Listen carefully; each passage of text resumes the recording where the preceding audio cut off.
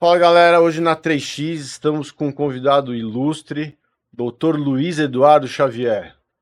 Luiz, obrigado por ter vindo. Acertei teu nome, né? Certíssimo. TDAH, já falando com o psiquiatra. O Dr. Luiz ele é psiquiatra, é um excelente comunicador, didático. Então, obrigado por ter vindo. E aí eu peço que você se apresente, mande seu currículo, enfim, para a gente já começar esse papo falando sobre saúde mental. Então, antes de mais nada, Sérgio, quero dizer que é um prazer enorme estar aqui com você. Logo antes da gente começar, a gente estava até trazendo essa importância de levar a saúde mental de uma forma cada vez mais democrática e nada mais justo do que usar canais de comunicação tão importantes como a gente tem hoje através dos podcasts para desmistificar muito do que as pessoas imaginam sobre saúde mental, entender um pouco mais como que a gente pode se cuidar e tudo mais. Para quem não me conhece, então, meu nome é Luiz Eduardo, algumas pessoas me chamam de Edu, de Luiz, mas eu atendo das duas formas. Eu sou médico psiquiatra e também tenho formação em terapia cognitivo-comportamental. E além do meu trabalho como médico, eu tenho esse intuito de ser um comunicador do ponto de vista de saúde mental, ou seja, levar esse conhecimento de maneira mais acessível para as pessoas de uma forma geral. Obrigado por ter vindo. Antes da gente começar o bate-papo, falar com você, você que está querendo fazer uma meio consulta no vídeo com o Dr. Luiz, deixa teu like, já deixou o like? Vou te esperar um pouquinho. Deixa o like, compartilha o vídeo, se inscreve no nosso canal, se inscreve no Instagram, nos canais do Dr. Luiz, que é muito importante porque ilustra muito, ele simplifica muito o processo. Então, deixa o like e cumprindo a humilhação do YouTube, voltamos à pauta. Luiz, posso chamar de Luiz, né? Pode ficar à vontade. Ou Dr. Xavier, o X-Men, né? Exatamente, o Instituto Xavier para pessoas especiais. Nunca ninguém chamou de X-Men, não? De professor Xavier já, Com o cabelo. com cabelo e menos experiência. Aí há controvérsias, né? Como é que você foi parar na medicina, na psiquiatria? Como que você optou a psiquiatria ou como a psiquiatria te buscou? Então, Sérgio, eu sou uma pessoa muito curiosa e eu acho que desde o momento que eu escolhi a medicina, que foi muito por um interesse inicial de entender como que o corpo humano funcionava, como que a gente poderia mudar os nossos hábitos e rotina para ter uma vida melhor, eu fui me apaixonando ali pela medicina, mas eu senti que a medicina me limitava muito, porque o discurso médico ele é muito encaixotado em parâmetros muito fixos. E, por outro lado, a psiquiatria ela é vista como o patinho feio da medicina, justamente porque ela se apropria de outras áreas para compreender o comportamento humano. Então, a gente tem uma interface muito grande com a psicologia, com a filosofia, sociologia e uma série de outras áreas. Foi justamente essa possibilidade de sair daquela caixa, daquela visão tradicional da medicina que me despertou um fascínio muito grande. E foi um caminho assim que eu fui muito feliz de ir imaginando que eu iria gostar muito e realmente foi uma paixão ali à primeira vista, mas que foi se solidificando cada vez mais. Tem uma pergunta assim, porque antigamente eu sentia que existia um preconceito, até um estigma de você consultar um psiquiatra, que era como se você tivesse um atestado de que sou louco. E hoje está indo de um extremo para um outro, né? Então, como que as pessoas podem entender? Porque eu costumo fazer uma associação, a gente conversa com muitas pessoas e tal, e a gente fala assim, pô, se você tem um problema no ligamento, no músculo, sofreu uma pancada, quebrou uma perna, você vai no ortopedista. Se você tá com alguns grilos, se você não tá contente com o que está acontecendo na sua vida, o rumo da sua vida, tem que procurar um médico de cabeça, que é um psiquiatra. E aí você tem esse lado do preconceito com as pessoas, por outro lado, você tem as pessoas indo para o psiquiatra para buscar prescrição de drogas. Eu li o livro, inclusive, de um colega seu, do Pablo Vinícius, que é o Anti-Tarja Preta, que ele fala que ele estava se sentindo um traficante, um drug dealer, porque as pessoas iam lá só para pegar a prescrição. E aí, como é que, antes de a gente entrar mais profundamente nos assuntos, como é que você vê o que você pode explicar para as pessoas, como desmistificar e como não ir para os extremos, porque hoje em dia é tudo extremos, né? Então você é esquerda, direita, em cima, embaixo, não existe o bom senso, né? como que você colocaria de uma forma para as pessoas entenderem o quão é importante elas terem um acompanhamento, o autoconhecimento, a gente vai falar sobre isso também. Como que você vê as coisas como estão hoje em dia? O primeiro ponto que eu gosto de trazer em relação a isso, Sérgio, é que a psiquiatria é uma área muito recente na medicina e até pouco tempo atrás ela era vista de uma forma mais mística ou mesmo etérea. Então existia aquela ideia do psiquiatra como uma pessoa que iria entender ali a interface entre a loucura e a normalidade, porque claramente, né, a gente sabe que boa parte das urgências psiquiátricas de fato vão estar ligadas a situações mais delicadas, como é o caso da psicose, que hoje a gente entende como esquizofrenia, mas a partir do momento que a psiquiatria ela foi evoluindo e entendendo bem o comportamento humano e como que o cérebro ele se agrega ali com o corpo para gerar pensamentos, interpretações, emoções, a gente começou a perceber que, na verdade, o buraco era muito mais embaixo. Ou seja, todos nós temos algum grau de fragilidade emocional nos nossos desafios ali interpessoais. E a partir de então, a psiquiatria ela começou a caminhar para problemas do dia a dia de pessoas como eu e você. Então, muita gente tem aquela visão ainda do médico, psiquiatra, como o fim de linha, aquela pessoa que eu vou procurar quando nada mais resolveu. Mas o psiquiatra, ele trata muitas condições que são reconhecidas da modernidade. Insônia, transtornos ansiosos, déficit de atenção e hiperatividade, transtorno obsessivo compulsivo, transtornos de desregulação do humor, de uso de substâncias. Então hoje a gente está enveredando por um caminho muito mais amplo, que são situações que a maioria de nós vai viver em maior ou menor grau. Mas como você pontuou muito bem, quando a gente fala de saúde mental, a gente precisa ter um cuidado muito grande para não polarizar o discurso, porque eu vejo que a gente acaba transitando em dois caminhos quando o assunto é saúde mental.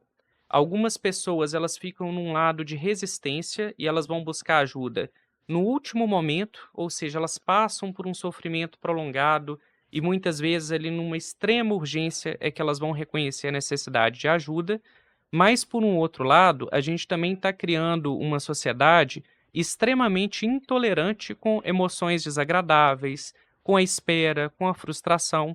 E isso acaba caminhando para uma medicalização da vida, que é essa tendência das pessoas buscarem, através de atalhos, e um deles é o atalho medicamentoso, soluções simples para problemas complexos. E a gente sabe que isso não funciona bem na maioria dos casos.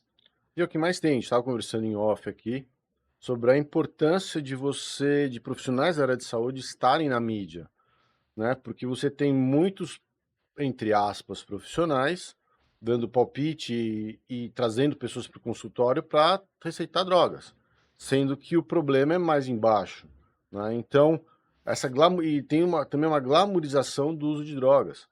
E as pessoas estão normatizando o uso da droga, o que não é. A droga seria ou um primeiro, me corrija se estiver errado, por favor, um primeiro instrumento para você tirar a pessoa de uma crise, mas a ideia é você fazer com que ela seja autônoma, né? Que ela não dependa de droga, que ela se entenda.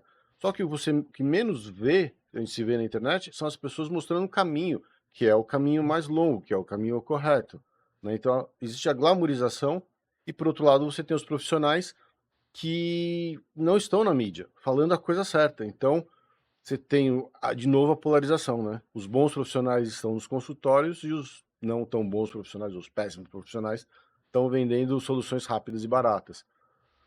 Então, assim, a nossa ideia é assim, como você vê a importância de trazer esses profissionais para a internet, instruir as pessoas e mostrar a solução correta, não a mais pragmática e simples, digamos assim, vai. Eu Eu ia pro vejo esse mixo agora, ponto hein? dentro do que você está trazendo, Sérgio, da seguinte forma. A internet e especialmente as redes sociais, elas são uma faca de 2 gumes, porque a gente trouxe um ponto muito positivo para a saúde, que é a democratização de informação, ou seja, muitas vezes conhecimentos que estavam restritos a livros ou a pessoas que tinham um alto poder aquisitivo, hoje a gente tem uma facilidade de acesso. A contrapartida disso é que, misturado com informações corretas e respaldadas cientificamente, a gente sabe que tem muito fake news, tem muito sensacionalismo, informações que não são consistentemente validadas pela ciência. E a internet ela se tornou uma arma muito poderosa, porque ela deu para muitas pessoas que não são capacitadas o poder de opinar sobre o que elas não sabem. E isso é um cuidado muito grande que a gente tem que ter. A ideia de um profissional de saúde não é ele ser colocado num pedestal ou um detentor de verdade absoluta, mas a gente tem que ter muito critério quando a gente está pensando em quem está oferecendo o conteúdo que a gente está consumindo.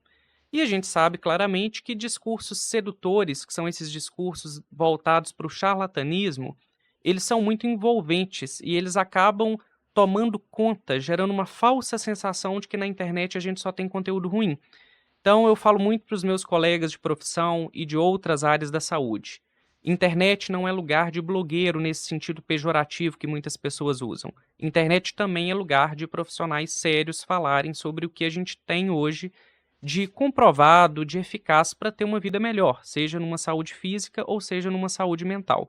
Então a gente precisa sim que mais profissionais cheguem até a internet e levem esse tipo de conteúdo. Então, assim, eu já vi, assim, até relatos de amigos com filhos ou outras pessoas, de adolescentes com 16, 17 anos, glamourizando os remédios que estão tomando.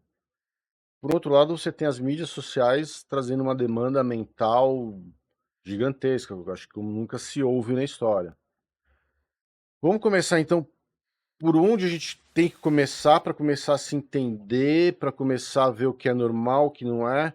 Como saber se o que você está passando, sentindo é algo normal ou se você precisa de uma ajuda? Qual que seria o ponto de, diagnóstico, talvez? Como a pessoa pode saber se ela precisa ou não de ajuda? Tem uma amiga minha que é psicóloga, Andressa, beijo, Andressa, fez a pergunta que ela lida com adolescentes, né? E a questão dela, assim, até que ponto que ela teria que chegar e encaminhar aquele paciente dela para um psiquiatra. Porque é uma linha meio tênue, né?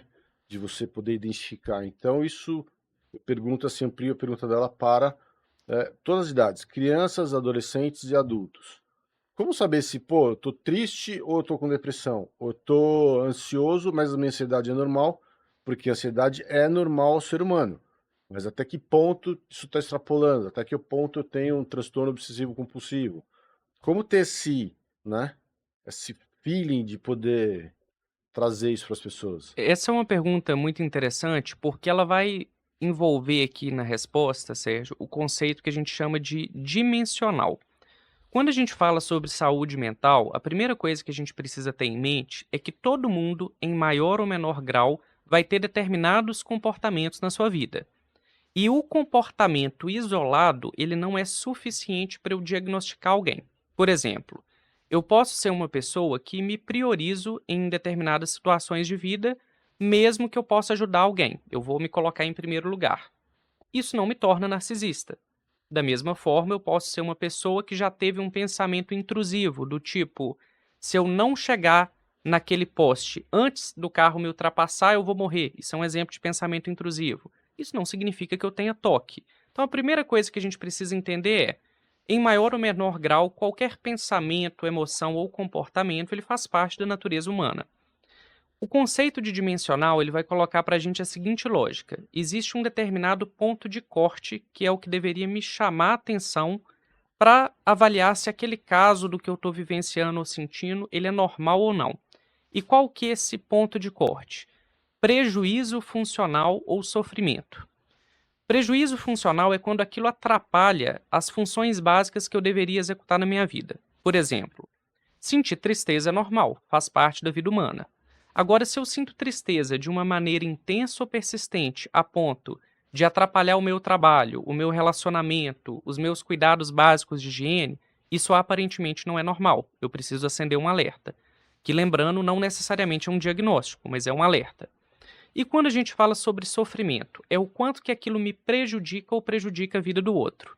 A gente tem que lembrar que são essas duas pontuações, porque existem alguns transtornos mentais que prejudicam o outro, mas não a própria pessoa. Por exemplo, a psicopatia e o narcisismo são exemplos clássicos em que o prejuízo ele é social, ele é para quem está ao entorno, mas a pessoa, ela geralmente não se sente prejudicada pelas próprias atitudes.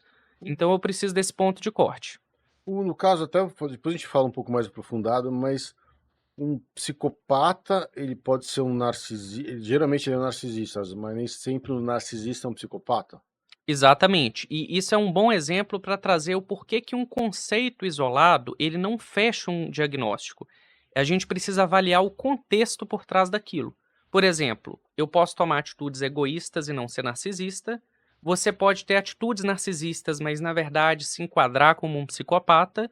E por aí vai. Então a gente sempre avalia o contexto. Como que aquele sintoma ou aquele comportamento se apresenta e como que é o contexto dele, em quais ambientes, como que ele te prejudica ou prejudica a vida do outro, há quanto tempo isso está acontecendo. Então isso é um ponto de corte. Agora a gente precisa lembrar aqui também, Sérgio, para as pessoas não criarem uma angústia desnecessária, que isso não é obrigação do paciente ou de quem está ouvindo a gente aqui saber se aquilo é um diagnóstico ou não. Isso é um alarme para que essa pessoa busque ajuda. Porque somente o profissional de saúde, o psicólogo ou psiquiatra, por exemplo, que vão de fato conseguir avaliar com você se isso que você está sentindo necessariamente é um diagnóstico. Mas eu quero lembrar só um outro anexo aqui que muita gente ignora. A gente não pode confundir o papel de um diagnóstico com o papel de um cuidado. Por exemplo, muitas pessoas buscam consulta psiquiátrica ou consulta psicológica sem um diagnóstico, mas por conta de um comportamento que está gerando prejuízo. Por exemplo, pessoas com baixo limiar à frustração, que são pessoas que ficam muito raivosas ou se isolam ou se separam de pessoas importantes quando elas são contrariadas. Baixo limiar de frustração não é uma doença, não é um transtorno, é um comportamento. Mas não deixa de ser um comportamento disfuncional que a terapia, por exemplo, pode te ajudar a enfrentar e a construir comportamentos mais adaptativos. Hoje em dia, mas já que você citou isso, a sociedade está construindo pessoas assim, que elas não são tolerantes ao esperar, a frustração, querem tudo para ontem. Outro dia eu vi uma definição de um jornalista que é perfeita. Nós, da época antiga, eu costumo brincar que o podcast aqui é paleolítico, né? Então a gente não tinha direitos, a gente só tinha deveres. E hoje é uma geração que só tem direitos e não tem deveres. Isso independe da idade, né? É uma geração isso. E aí isso se torna normal. E aí tem um outro lado também, que também penso eu, que é uma geração também de narcisistas. Não necessariamente patológicos, mas a própria sociedade está levando isso para as pessoas. Porque você vive em função de rede social, você vive em função de mostrar aquilo que você tenta ser o que você não é. Aliás, na internet nada é o que parece, né? Então, como saber se você está sendo influenciado por essa onda? Primeiro, assim, o que seria um narcisista? Qual seria uma definição de narcisista? Porque esses limiares estão ficando cada vez mais borrados, mais cinzentos, uma zona que você não sabe diferenciar se é o fruto do meio ou se é uma patologia, por exemplo.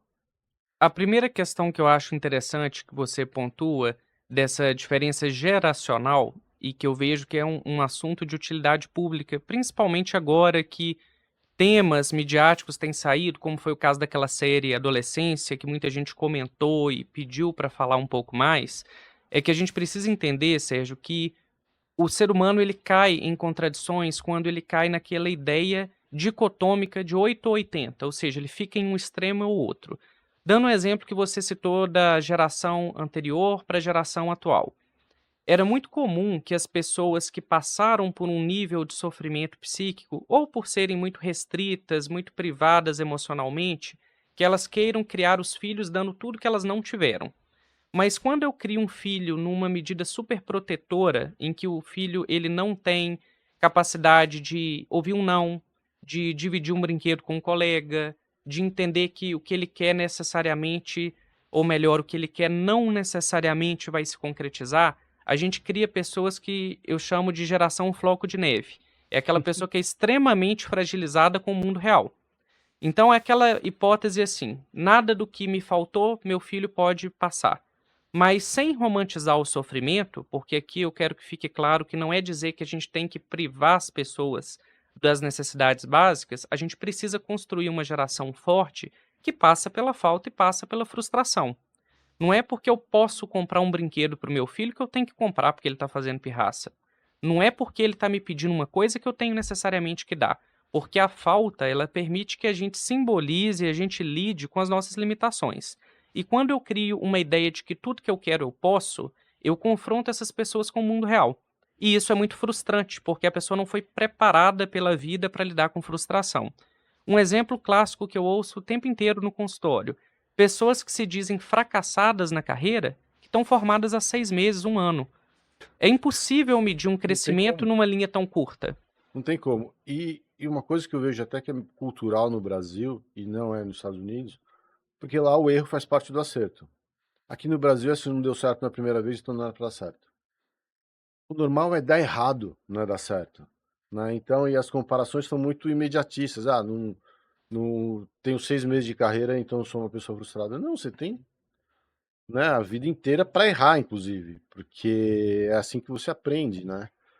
E ao mesmo tempo você tem pessoas com aquela necessidade de se mostrar que são isso, são aquilo, cometendo, né? E aí você tem uma geração de pessoas crescendo com redes sociais, e essa geração eu costumo incluir de todas as idades, porque você vê marmanjo fazendo dancinha ridícula na internet. Sim.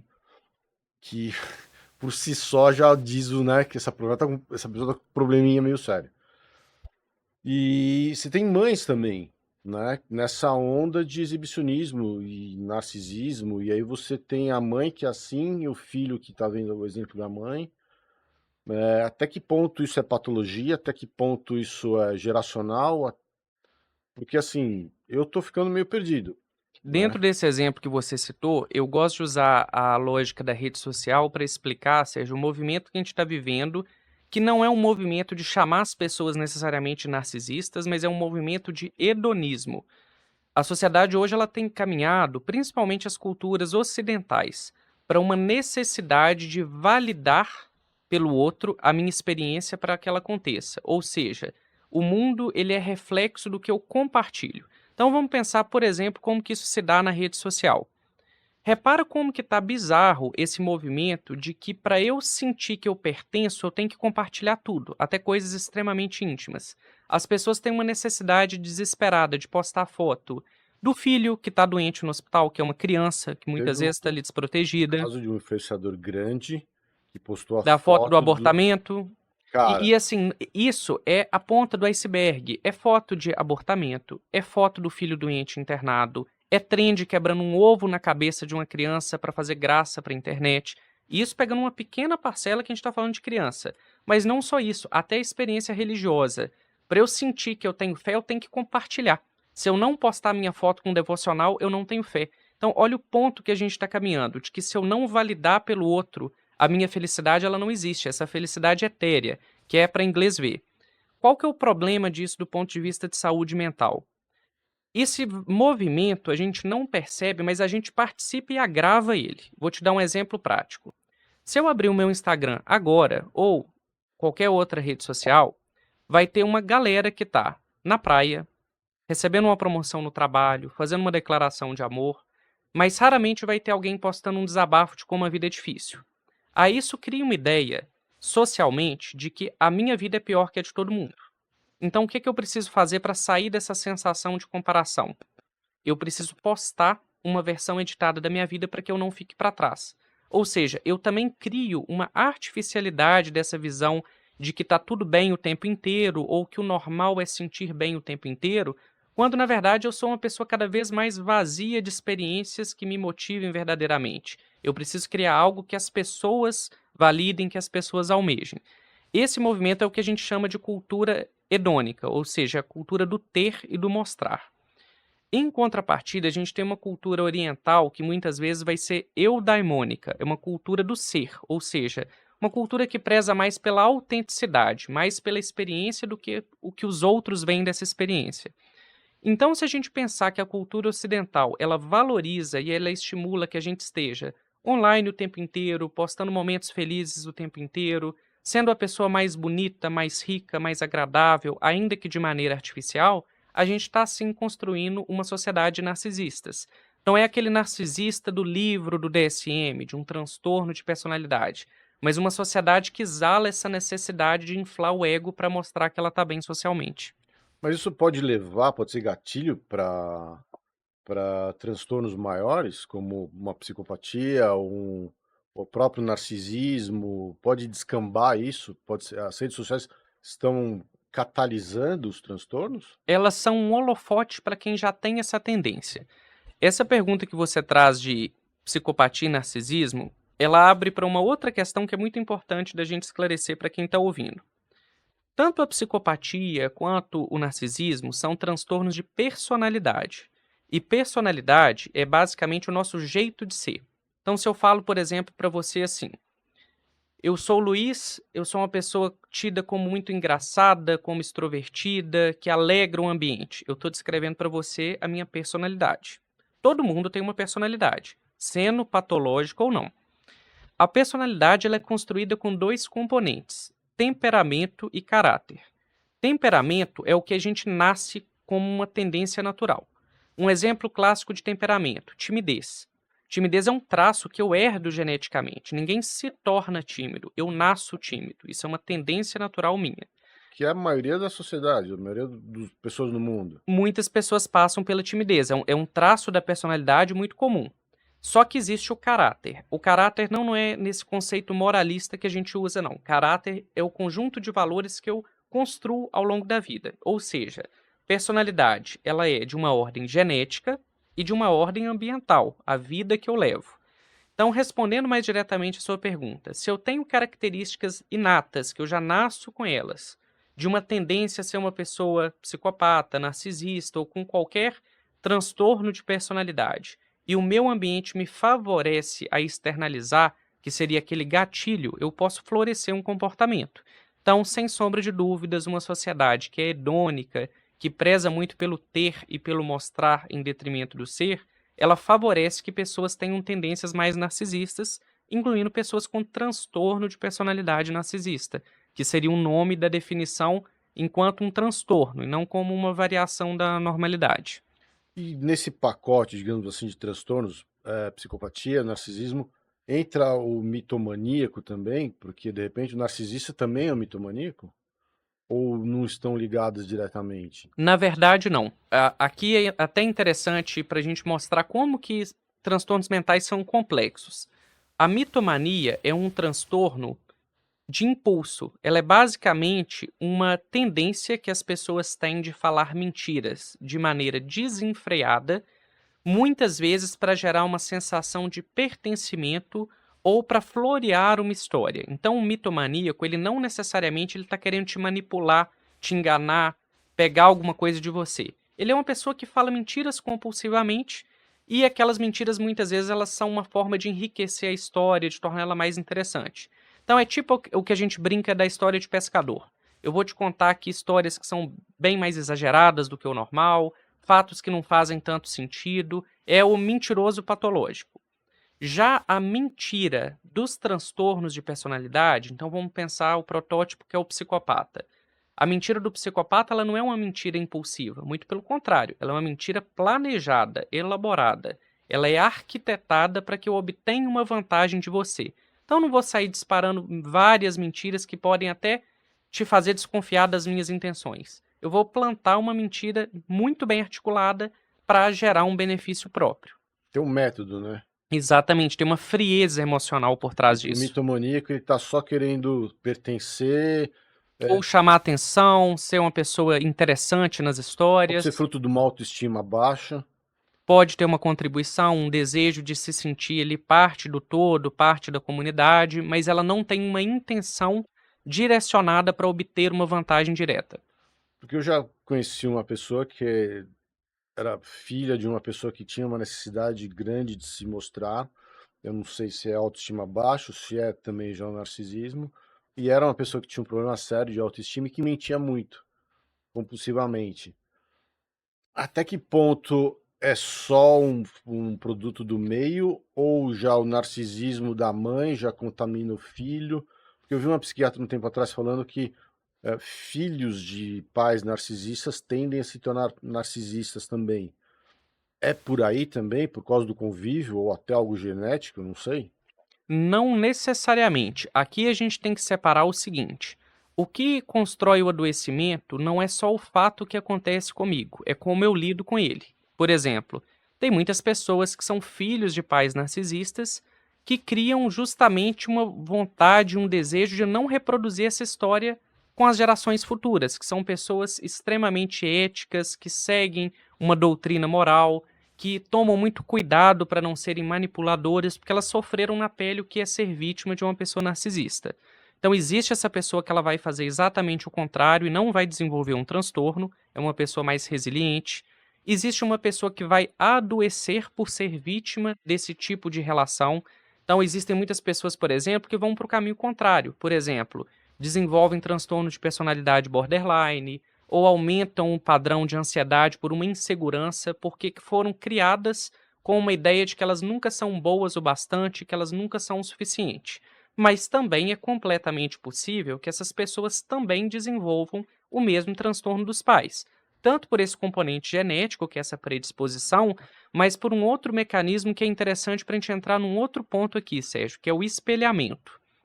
A criança, especialmente, ela aprende o comportamento da figura que ela tem de apego ou do cuidador. Então, por exemplo, é muito comum, extremamente comum, talvez você conheça algum caso assim, que pessoas que sejam mais raivosas, impulsivas, explosivas, quando elas vão falar da família delas, elas vão descrever as mesmas reações na família. Ou seja, além de existir um compartilhamento genético, ela aprendeu que o normal é ser assim. E talvez ela só vai descobrir que aquilo é disfuncional quando ela passa a conviver com outras pessoas que vão colocar um limite, falar assim: não é normal você elevar o tom de voz para me pedir uma coisa. Então, repara como que saúde mental é uma coisa complexa. Um mesmo comportamento, pai ou mãe narcisista, pode produzir uma pessoa mais resiliente que não tem transtorno, uma pessoa que adoece por conta desse transtorno e desenvolve um outro transtorno, até uma pessoa que aprende que aquela é a forma correta de conseguir o que ela quer e ela vai reproduzir a mesma condição na vida dela. Isso a gente resume da seguinte forma: para a saúde mental, mais importante do que o que acontece comigo é como eu reajo com o que acontece comigo. Então, acho que parte do tratamento muito importante, pelo que eu estou entendendo, é ver quem são os pais, é começar o tratamento pelos pais da pessoa, entender como é que foi a criação da pessoa. Porque isso é o reflexo do que a pessoa está sendo hoje, então. Quer dizer, é muito mais complexo a, a, a saúde mental do que estão pregando na internet, por exemplo. Porque não é uma coisa ou outra, ou isso ou aquilo. Não, é um conjunto de situações que uma pessoa pode ter algumas distorções mentais na saúde, que pode ter um pouco disso, um pouco daquilo, um pouco daquele outro. Mas aí a gente vai entrar num outro ponto que é uma falha muito perigosa das pessoas. Essa ideia de culpar os pais por quem a gente é. Uma das questões que é mais importante da terapia é trabalhar o conceito, Sérgio, de autorresponsabilidade. Ou seja, eu não tenho culpa do que a vida fez de mim, mas eu tenho responsabilidade do que eu faço daqui para frente. Porque o vitimismo ele é um discurso muito perigoso. Eu posso ali me rotular com o que me aconteceu no passado e me posicionar numa posição muito perigosa do vitimista, que é aquela pessoa que ela quer reclamar, mas ela não quer agir. Então, por exemplo, se você nasceu numa família em que seus pais invalidavam as suas emoções e você aprendeu a se sentir inseguro, você não tem culpa disso. Mas a partir do momento que você tem acesso à terapia, a autocuidado, a autoconhecimento, você tem obrigação de buscar os recursos necessários para não perpetuar esse sofrimento na sua vida e na vida das outras pessoas. E aqui a gente precisa lembrar disso. Tratar do nosso adoecimento mental é altruísmo, porque tem muita gente no nosso entorno que sofre. Eu vejo como uma conduta muito perigosa aquela ideia assim: o problema é meu, eu decido se eu trato ou não. Depende. Se o meu problema está adoecendo a minha família, eu tenho uma responsabilidade ética de me cuidar para que as pessoas do meu ambiente elas também tenham uma relação harmônica. Adoecimento mental é um adoecimento da família. Não tem como eu ter um membro, um integrante ali da família que está doente, que resolve não se tratar e achar que aquilo não vai abalar toda a estrutura familiar no entorno. Porque hoje em dia parece fazer uma brincadeira que é a síndrome do Homer Simpson. Culpa é minha, eu coloco em quem eu quero, né? Exatamente. E aí eu vejo muito isso acontecendo e as pessoas usando como desculpa, porque eu sou TDAH, porque eu sou isso, porque eu sou aquilo. E aí até vi no teu conteúdo que as pessoas estão buscando uma nossa, agora travou. Diagnosticar. Diagnosticar para justificar um comportamento, né? Então as pessoas estão indo no consultório buscar, não, como é que eu consigo um laudo que eu sou TDAH ou que eu sou autista? Aí você fala, sério que tá acontecendo isso? Tipo, né? Então, como que você vê essa Patologização da vida. da saúde? Saúde. Então, Sim. assim, tá virando uma indústria de, não, eu quero um atestado disso. Aí a desculpa de que eu sou, não, fiz isso porque eu sou TDAH, fiz aquilo. Não, se você acha que você tem esse diagnóstico, se você tem esse diagnóstico, a tua obrigação é mudar. Eu venho da época que não tinha nada desses diagnósticos, né? Na minha época eu só era esquisito. Então, assim, se você esquecia as coisas, o problema é seu, né? Então, o acordo que eu tinha com meu pai é: estuda, cumpre a sua obrigação, que é arrumar o quarto, que é passar na escola, e você pode fazer o que você quer. Então, é o lance, você ter os deveres para depois você ter os direitos. Hoje em dia você não tem mais isso.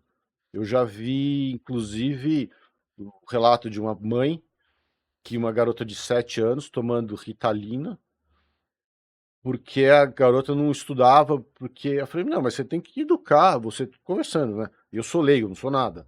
Eu sou um chato entendido, né? Eu falei, não, mas você tem que colocar na cabeça dessa criança o, o critério de responsabilidade, né? Ela saber o que é a responsabilidade dela fazer. E aí, falando, argumentando, no final, eu falei assim, mas se ela não tomar remédio, ela me dá muito problema, me dá muito trabalho. Ela não estuda. Então, assim, é você facilitar uma situação. Os pais estão dando remédio aos filhos para não terem trabalho.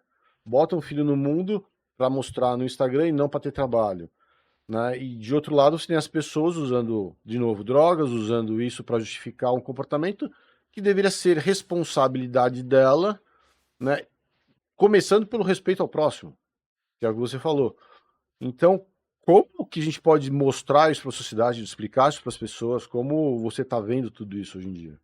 A primeira coisa que eu falo sobre isso, Sérgio, é que o mundo não tem que nada. O mundo não deve obrigação para nenhum de nós. Isso é uma posição de pessoas vitimistas que se isentam da responsabilidade de resolver os próprios problemas. Diagnóstico, ele tem uma única função quando eu estou falando de uma pessoa que de fato tem aquela condição. É me explicar o caminho que eu preciso seguir. Isso, a partir do momento que eu sei do meu diagnóstico, é minha obrigação me adaptar dentro do que eu preciso fazer para ter uma vida melhor. É claro aqui que a gente está usando bom senso. Eu não estou colocando aqui em rol, nesse ponto, pessoas que têm um comprometimento intelectual, no que não conseguem ter discernimento do que elas têm, ou pessoas com deficiências graves. Mas vamos dar o exemplo que você citou da questão do TDAH. A partir do momento que você foi lá e recebeu um diagnóstico de TDAH, você foi avaliado por um profissional sério. Você tem duas opções. Ou você trata o seu TDAH com medicação, com terapia, com as ferramentas necessárias e assume a responsabilidade pela sua vida, ou você se vitimiza, que é aquela ideia assim: eu sou bagunceiro porque eu tenho TDAH. Eu não presto atenção em detalhe porque eu tenho TDAH. Isso valia antes de você saber o diagnóstico. Agora que você sabe, você tem uma obrigação de tratar. Então, eu brinco que a ignorância é uma bênção, porque até eu não saber o que eu tenho, eu posso me isentar um pouco da responsabilidade. Agora que eu sei, não é para usar isso como um rótulo, como uma muleta para legitimar. Muito pelo contrário. Agora que eu sei, eu tenho a obrigação de cuidar, de fazer com que aquilo não seja um peso para as outras pessoas e nem para mim mesmo. Porque a gente tem que tomar cuidado com esse discurso muito bonito de saúde mental, de que a gente tem que validar tudo. A gente não tem que validar tudo. Determinados comportamentos, a partir do momento que eu sei que eu preciso tratar, que eu sei que eu preciso cuidar, eu preciso, ou eu, ou as pessoas ali que são meus cuidadores, precisam se responsabilizar sobre como tornar a minha vida melhor, a vida de quem convive comigo melhor. E dentro desse conceito de vitimização, desse conceito de rotulação, esse ponto que você cita é muito interessante, porque muita gente chega para mim e fala assim: Luiz, você acha que você é enganado por um paciente que às vezes não tem uma condição, mas quer um laudo, quer um benefício secundário, e ele chega lá no seu consultório e te fala o que que ele tem? E é aí que mora a questão técnica e a experiência do profissional. Um psiquiatra ou um psicólogo bem treinado, Sérgio, ele está mais preocupado no como do que o que. Por exemplo, eu posso chegar para você e falar assim: Sérgio, eu tenho grande tendência a esquecer as coisas em casa e ir para o trabalho sem elas, eu me atraso muito, eu procrastino, Eu erro muita coisa por desatenção. Eu acho que eu tenho TDAH. Qualquer fonte no Google, no ChatGPT, vai me dar essas informações. Mas o que o psiquiatra faz é, ele investiga desde quando que isso te afeta, como que isso te afeta. A gente é treinado para saber usar exemplos que fogem do óbvio, justamente para entender se de fato aquilo ali faz parte de um transtorno ou não. Então o psiquiatra e o psicólogo, eles estão muito mais preocupados com como do que com o quê. Porque seria muito fácil eu chegar para alguém, simular, citar um monte de critério diagnóstico que está no Google e sair de lá com um relatório. Agora, a gente entra numa outra seara, que é a necessidade dos profissionais de se capacitarem verdadeiramente para tratar a saúde mental. Porque é uma área extremamente difícil, que você precisa de treinamento e atualização constante para não comer mosca e não fazer avaliações inadequadas. Porque o que eu vejo, assim, como autodiagnosticado de TDAH, por tanto ouvir e conversar com pessoas, etc. E aí comecei a enxergar algumas coisas da minha característica que não só me atrapalhavam, atrapalhavam os outros também. No caso, por exemplo, chegar atrasado. Então eu comecei a perceber, pô, isso não é respeitoso com o próximo. E eu comecei a me policiar para que eu não fizesse isso, né? Perdi voo, né? Como sempre, etc. Aí você começa a falar, pô, isso tá me prejudicando e prejudicando as outras pessoas, porque não é legal. É o lance de você. A gente passa um pouco pelo autoconhecimento também, que também é um ponto que as pessoas hoje em dia não estão se apercebendo essa necessidade de você enxergar o próximo com respeito, que você falou assim, você prejudicar o próximo, prejudicar a si mesmo, e você querer mudar, né? Eu acho que as pessoas não estão numa sociedade permissiva, onde tudo tem uma desculpinha, a gente não tem que nada, mas a gente deveria ter uma responsabilidade, pelo menos, com o próximo. E aí, A gente, olha que interessante essa sua fala. A gente não tem que nada, a gente pode interpretar de duas formas. Eu tenho que para com a minha saúde, para como isso pode prejudicar o outro. A sociedade é que não me deve nada. Porque o discurso do vitimista, ele tira de si mesmo e coloca para o outro. Minha situação é assim por causa dos meus pais. Tá, eu entendo que existiu ali uma construção que te levou a sofrer e adoecer. Mas agora o problema é seu. Sabe um exemplo que ilustra isso bem, Sérgio? Imagina comigo o seguinte: você veio para cá para gravar esse podcast comigo, e aí você estacionou seu carro aqui na entrada do prédio. Assim que terminou o podcast, você saiu, foi entrar no carro e viu que a lateral dele está toda amassada. Não tem câmera de segurança aqui na rua, então você não sabe quem bateu. De quem é o problema? o problema é meu. O problema é seu. O que você vai fazer com o carro? Vou deixar um bilhete dizendo que, olha, esse aqui é meu contato. E Não, se ninguém fizer nada? contrário, se eu bati no carro da pessoa, eu vou deixar o bilhete. Mas se foi alguém que bateu no seu carro? Ela deveria fazer isso. No meu caso, eu vou ter que correr atrás do prejuízo, ver câmera, vou ver quem fez, mas E se não tiver nenhuma prova? Vamos imaginar que bateram no seu carro, não tem como você saber quem foi. De quem é o problema? vou abraçar o BO. O problema é seu. Você tem uma questão. Resolve ou fica reclamando com o carro amassado. É, A vida é um pouco sobre isso. A pessoa vitimista é a pessoa que não arrumaria o carro e ficaria praguejando que a vida é injusta, que aquilo aconteceu com ela. vida, ó, azar. Exatamente. E não sairia desse movimento. E aqui eu não estou querendo isentar do sofrimento. Ninguém gosta de passar por uma situação como essa. Não deveria ser assim. Mas a partir do momento que a vida te dá esse problema, a sua obrigação é resolver. Toda vez que eu paro na posição de reclamar, eu estou tentando transferir para o outro uma responsabilidade que é minha. O carro amassado é a minha vida doente.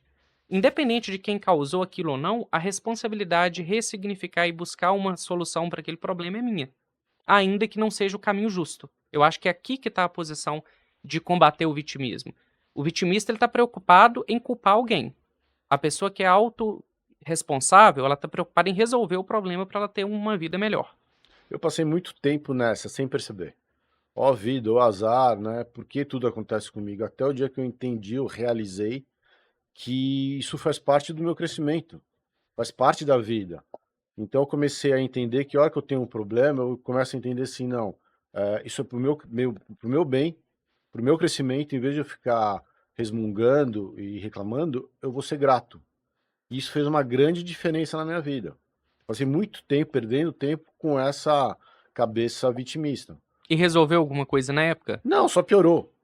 Você só adia aquilo que você tem que fazer. É como se você tivesse uma lição de casa que você vai adiando, adiando, adiando, só que chega uma hora e fala, não, né? É um remédio amargo, vou ter que tomar, então vou te tomar logo. E isso mudou muita coisa na vida, que eu comecei a enxergar coisas que são naturais, você citou procrastinação. E aí, hoje em dia, a sociedade fala, ah, não, você não pode procrastinar. Por que não? É normal, eu acho que assim, você começar a entender o que é normal e o dentro de um normal você está te prejudicando, e aí você começar a mudar. E aí entram as pessoas para te ajudar. Mas se tudo ou se nada é normal ou tudo é normal, por exemplo, como citar de novo o teu conteúdo, como a racionalização das emoções. Tudo é racional hoje em dia. Ah, então eu não posso sentir isso, eu não posso sentir aquilo, então as pessoas não sentem nada. Ah, então eu preciso analisar porque eu estou sentindo isso. Mas você sente isso porque você é humano. E aí, aonde está o autoconhecimento? Aonde está você, né, se permitir entender até que ponto faz parte, até que ponto você tem que tomar atitude. Eu venho do esporte e eu aprendi muito no esporte do autoconhecimento, que é você, pô, mas eu preciso fazer isso, pô, mas não tô legal agora. Ou preciso treinar, mas aí meu corpo não recuperou, então em vez de treinar de manhã, eu vou treinar de tarde ou de noite, para dar um tempo pro meu corpo reagir. Ah, preciso fazer tal coisa, pô, mas minha cabeça está cansada. Então é o seguinte, vou descansar um pouco, vou dormir até um pouco mais tarde, mas aí eu vou conseguir render mais, vou conseguir fazer um trabalho melhor, né? Isso também faz com que diminua a ansiedade, sendo que se você está indo só racionalmente, teu nível de ansiedade vai lá em cima. E aí entra um outro problema da sociedade hoje em dia, que é a ansiedade. Então, assim, é tudo uma coisa interligada à outra, né? A chave disso tudo